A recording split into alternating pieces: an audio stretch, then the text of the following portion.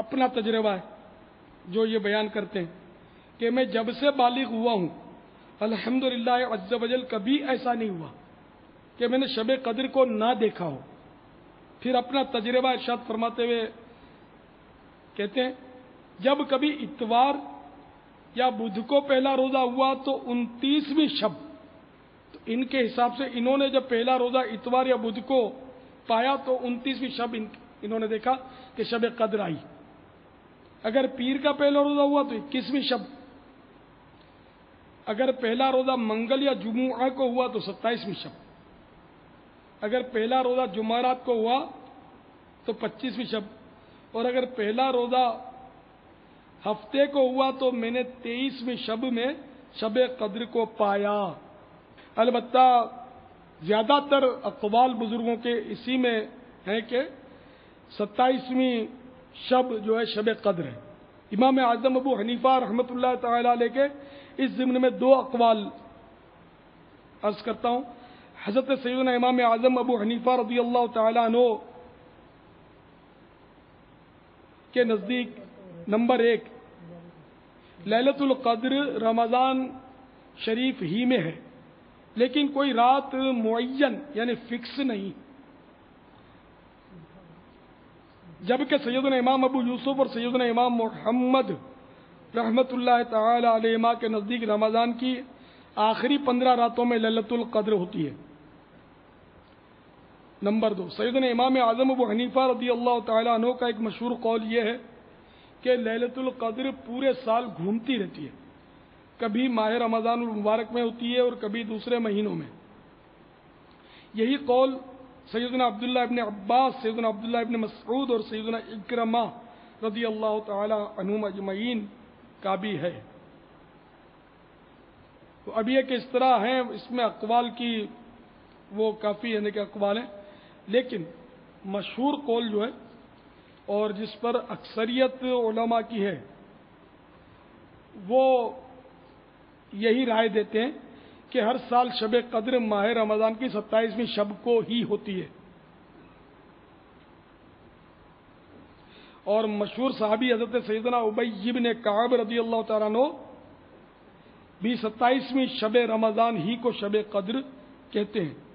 ہمارے گوشت پاک بھی اسی کے قائل تھے کہ 27ویں رات شب قدر ہے۔ سیدنا عبداللہ ابن عمر رضی اللہ عنہما بھی یہی فرماتے ہیں۔ تو بہرحال یہ کہ اس میں اختلاف بڑا ہے، تو ہر رات کی قدر کرنی چاہیے، اور خصوصاً 27ویں شب کو زیادہ دھیان دینا چاہیے۔ اب اس کا پتہ کیسے چلے؟ تو یہ تو اس کی نشانیاں تو بہت بیان کی گئی ہیں، لیکن سمجھ میں یہی آتا ہے کہ ہر ایک کو وہ نشانیاں نظر نہیں آتی۔ یہ جس کو اللہ تعالی دکھا دے اسی کو نظر آتی ہیں۔ اب اس کی نشانیاں کیا ہیں یہ بھی دیکھ لیں کہ حضرت سیدنا عبادہ بن صامت رضی اللہ تعالی عنہ نے سرکار والا تبار باذن پروردگار دو جہاں کے مالک و مختار شہنشاہ ابرار صلی اللہ تعالی علیہ وآلہ وسلم کی خدمت بابرکت میں شب قدر کے بارے میں سوال کیا، تو سرکار مدینہ منورہ سردار مکہ مکرمہ صلی اللہ تعالی علیہ وآلہ وسلم نے ارشاد فرمایا، شب قدر رمضان المبارک کے آخری عشرے کی طاق راتوں یعنی 21ویں، 23ویں، 25ویں، 27ویں یا 29ویں شب یا رمضان کی آخری شب میں ہے۔ تو جو کوئی ایمان کے ساتھ بنیت ثواب اس مبارک رات میں عبادت کرے، دیکھیں 30ویں شب بھی آ گئی ہے، اس میں آخری رات 29ویں بھی ہو سکتی ہے اور آخری رات بھی ہو سکتی ہے، اس حدیث میں یہ اشارہ ملا ہے۔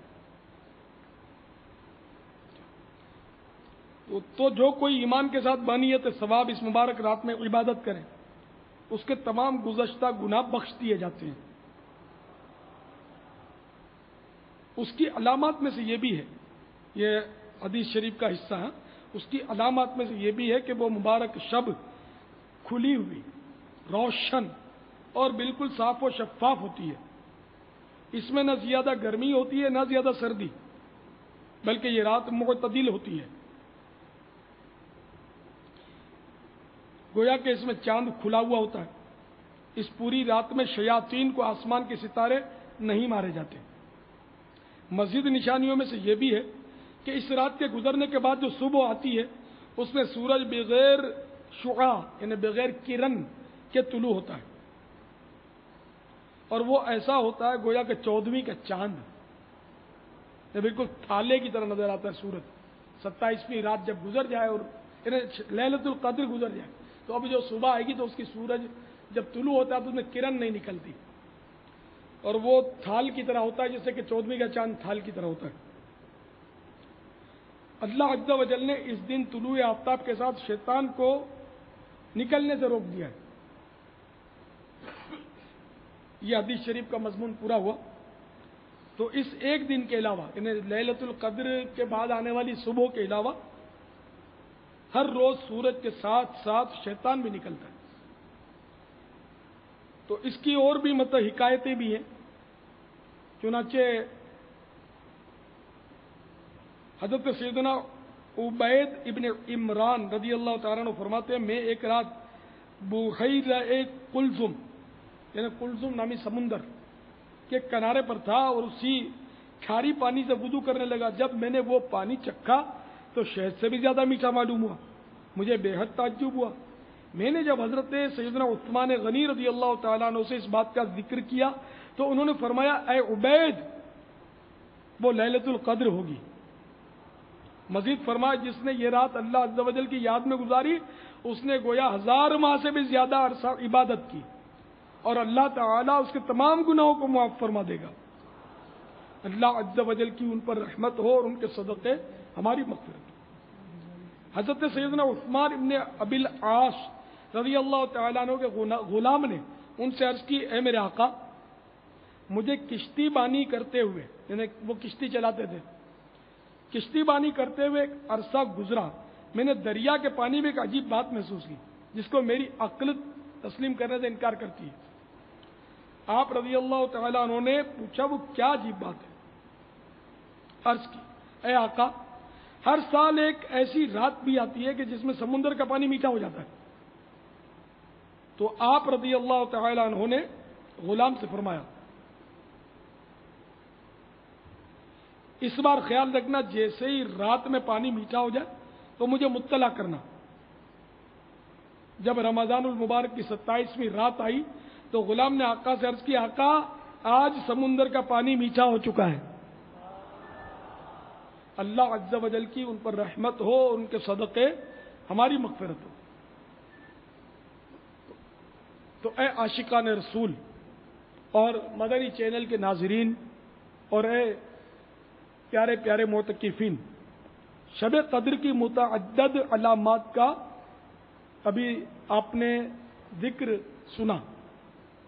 ہمارے ذہن میں یہ سوال ابھر سکتا ہے کہ ہماری عمر کے کافی سال گزر گئے ہر سال شب قدر آتی رہتی ہے تو کیا وجہ کہ ہمیں کبھی اس کی علامات نظر نہیں آتی؟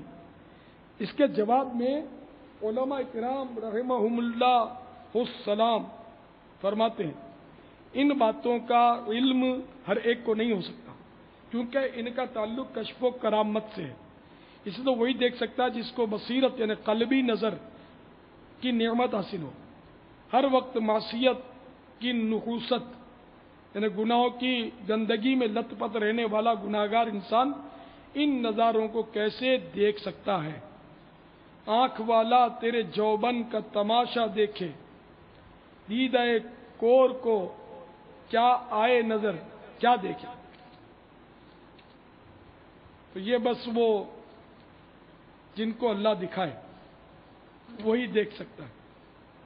اللہ تعالی ہم سب کو لیلۃ القدر کی برکتوں سے مالا مال فرمائے.